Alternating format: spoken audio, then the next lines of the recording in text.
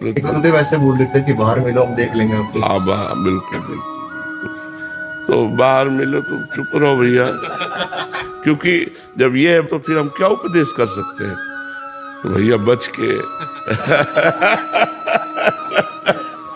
आप ले लड़का बच्चा जिंदगी बचाओ, जैसे बोले वैसे पढ़ाओ और हाथ जोड़ के निकल आओ। चार लोग तुम्हें घेरे परेशान करे वो बात न करना, कलयुग है ये, ऐसा पक्का समझ लो। गौरव शर्मा जी, गुरुग्राम। राधे राधे गुरुदेव। राधे राधे महाराज जी। महाराज जी, आप कह रहे हैं कि आप एक प्राइमरी स्कूल के शिक्षक हैं। महाराज जी, आजकल बच्चों को उनके भले के लिए टोकते हैं तो अपमानजनक व्यवहार करने लग जाते हैं माता पिता भी, पर इस कारण महाराज जी मन बहुत अशांत हो रहा है और कर्तव्य से मोह भंग सा। कल हम वहाँ एकांतिक में हाल में कह रहे थे, कलयुग का ऐसा प्रभाव बढ़ रहा है कि पुत्र माता पिता की अवहेलना कर रहे हैं, विद्यार्थी टीचर की अवहेलना कर रहे हैं, शिष्य गुरु की अवहेलना कर रहे हैं। लाभ क्या मिलेगा? सब भ्रष्ट आचरण हो जाएंगे। बिना भय के विद्यार्थी जीवन में खेल कूद, खाना पीना, उद्दंडता ये सब प्रिय लगती है। उसमें बैठकर पढ़ना और याद करना और ये सब थोड़ी अच्छा लगता है। नई अवस्था होती। और आजकल जो है मतलब यहाँ तक की रिपोर्ट कर देते हैं टीचर के प्रति। गुरुदेव ऐसे बोल देते हैं कि बाहर मिलो हम देख लेंगे आपको। हाँ बिल्कुल बिल्कुल। तो बाहर मिलो तो चुप रहो भैया, क्योंकि जब ये है तो फिर हम क्या उपदेश कर सकते हैं। मान लो हमारा अपनापन आपसे है, आप हमारे शिष्य हो, आप हमारे मतलब शिक्षा ग्रहण करने आए हो, उसी डांट से पढ़ाई होती है। नवीन अवस्था में डांट से ही पढ़ाई होती है, प्यार से पढ़ाई नहीं होती है। तो भैया बच के आप ले लड़का बच्चा जिंदगी बचाओ, जैसे बोले वैसे पढ़ाओ और हाथ जोड़ के निकल आओ। चार लोग तुम्हें घेरे परेशान करे वो बात न करना, कलयुग है ये, ऐसा पक्का समझ लो।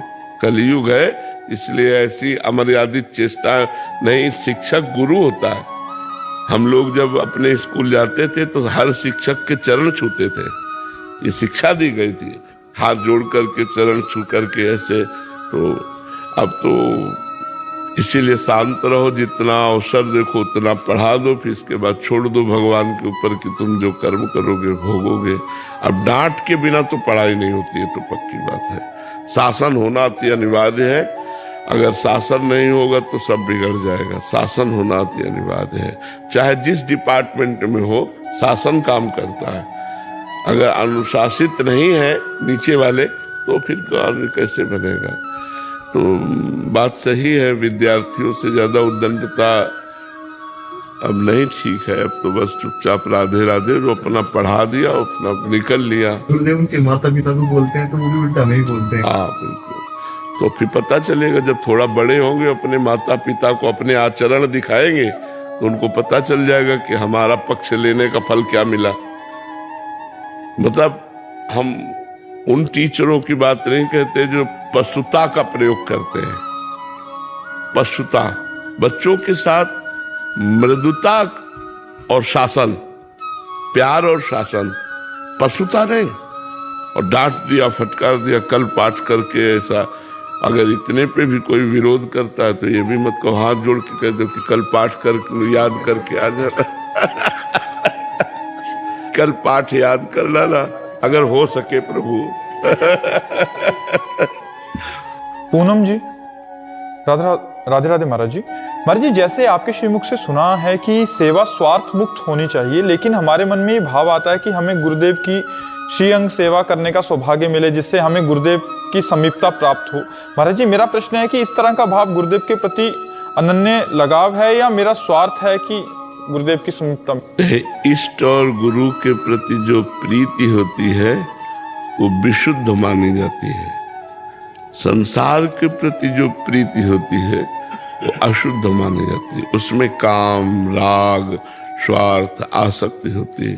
लेकिन इष्ट और गुरु के प्रति जो हमारी भावना होती है, जैसे ध्यान मूलम गुरु मूर्ति, पूजा मूलम गुरु पदम, तो अपने गुरुदेव की पूजा करने का मन कि काश हमको भी उनकी चरण सेवा मिलती, हम भोजन बनाते वो पाते, हम उनकी जूठन पाते, हम उनके कपड़े धो देते, हम उनकी सेवा, कभी हमको ऐसा सौभाग्य हो कि अपने गुरुदेव की ऐसी तो ये चाह करना विशुद्ध प्रीति की बात है, ये स्वार्थ की बात नहीं है। स्वार्थ की बात सांसारिकता में होती है, परमार्थ में स्वार्थ की बात नहीं होती। तो इष्ट और गुरु परमार्थ है, तो उसमें जो हम भावना करते हैं वो परमार्थ में ही होती है। तो अगर हम इष्ट गुरु से कुछ मांगते भी हैं प्रसाद स्वरूप, तो वो स्वार्थ नहीं होगा, वो परमार्थ ही हो जाएगा। तो इष्ट और गुरु परमार्थ स्वरूप है, शेष संसार सब स्वार्थ स्वरूप है। सुर नर मुनि सब ही की यह रीति, स्वार्थ लाग करें सब प्रीति। तो इष्ट और गुरु ये परमार्थ स्वरूप है।